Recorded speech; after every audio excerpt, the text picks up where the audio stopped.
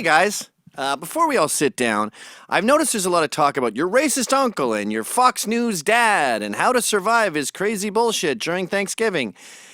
I would like to make a video for all the racist uncles out there, all the Fox News dads who are sick of having to deal with infants. It's like someone going up to you who never watches football and going, you're not invited to Thanksgiving because you like the Washington Redskins. And you go, oh, they're racist, are they? Yeah. What's your team? I don't have a team. I don't follow football, but I know your team is racist. And you go, and you want to lose it. You want to strangle them. But we're not doing that this Thanksgiving because, guys, racist uncles, Fox News dads, it's about adrenaline control, okay? We're going to remain calm. We're going to keep it interrogative. We're going to show them the glass house they're throwing stones from. What's your favorite team? See, it's about them, not the Washington Redskins. And if you want to talk about the Washington Redskins, let's name a player. What game did you watch? What does the logo come from? Are there other teams that use the term Redskin? Are some of them perhaps American Indians? Hey, with immigration, how many immigrants are there? And just be eating. How many are there again? And then you can hear their crazy numbers. They should range from 12 to 20 is the smartest liberals. The actual number is closer to 30, 40, 50. But I've had 70 billion thrown at me once. 70 billion. Billion. So when they say that, you just go, okay, well, that sounds like quite a lot of people. And then you let the other smarter liberals sort of figure out that their representative is out of her mind. Then they bring up homophobia, you're homophobic, you're transphobic. And you explain to her politely that I think the biggest problem the LGBTQ has is that no one gives a shit. We don't like when you bankrupt a bakery because you didn't get a pie, but overall, we don't think about gays. You're 1% of the population. Trans people are killing themselves. No, they're not. And who are you talking about again? Who are these trans people? Who are these people committing suicide en masse and getting murdered? It doesn't exist, but okay.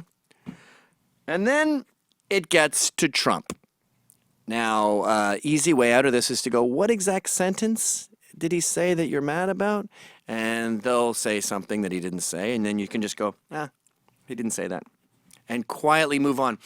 Adrenaline control. But then they go, well, he said you can just force women to kiss you if you're rich, and they can be fired. And, well, that's illegal. That's sexual assault. But is this the bus conversation again? The bus conversation from 11 years ago.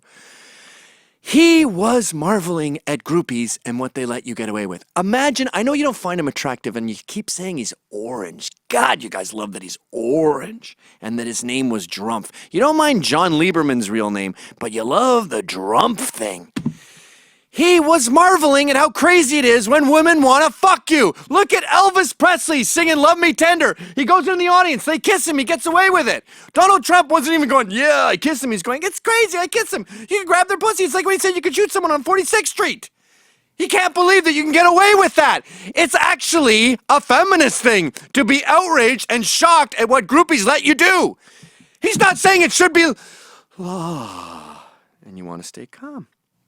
And he says, then they move it to diversity and multiculturalism. And you go, you realize that Trump isn't against any of this stuff. He's bucking the establishment. He's the punk rock president. We're kicking out the American monarchy. We're not having any more president's wives or president's sons anymore. Well, what if he hires his kids? I'll be pissed. You got to throw them a bone, by the way, when you're arguing and say, that's a good point. And yeah, that will suck. Oh, he hates being insulted. Do you see the debate? The only thing he has to say about the Supreme Court is that someone was mean to him once and insulted him. Yeah, I was pissed off about that. That sucked. Now you're human, you see. They see you as the head of the Klan. The Klan. What Klan? Oh, the ones galloping through universities, leaving lynched fucking ropes on assistant professors' doors? Yeah, they do that. He doesn't want to get the difference out, as you keep repeating. He wants us to stop filleting the idea of multiculturalism and pretending it's the very fabric of our society. Maybe assimilation has some merit. We've always had immigrants. I know, they assimilated. Let's encourage that for a change. And then it gets into sexism and the pay gap, and you go, Maybe go to the bathroom and pretend to pee. Just take a glass with you, fill it up with water, and then pour it in the toilet in case they can hear you, and just take some time. Don't fucking have hard liquor, too. That makes you ornery, especially if you're Scottish. Stay away from bourbon and whiskey. There is no wage gap. Oh, yeah, women earn more. I mean, women earn less. You think women earn more? They do. In their 20s, they when they don't have kids, they tend to earn more. In fact, a lot of them earn less because they make less ambitious choices. They'd rather be home with the family, it seems, than be with their kids. And then you make that sound good, too. You say, oh, they'd rather go to a piano recital than stay up all night, working on the BHS proposal, whatever. And that sounds good. You see, you have to speak in their terms. Like with immigration, you go, it's only good for rich white people in both countries. It actually hurts the small towns that these people come from. It usurps their culture and takes all their dudes away. But now you're starting to get mad, and they start talking about racism and how racist America is and how racist you are. Racist, that word, it's just like boo, and it's supposed to make you run away. And they go, the country, you hate black people. And you go, why do you accept it as a given, again, interrogative, that giving black people welfare makes them better off? And they go, this country was built on slavery. They keep moving the goalposts.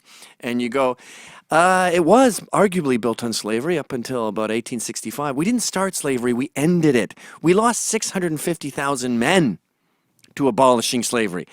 America started from scratch in 1865. The balance sheet was zero after that. If you take over a restaurant that's been firebombed and you turn it into Nobu, they don't go, well, the original people built that restaurant. No, the restaurant was torched when I got here. And then they go, you're racist. And you go, I'm not fucking racist for the last time. Some of my best friends are black. You think I'm racist?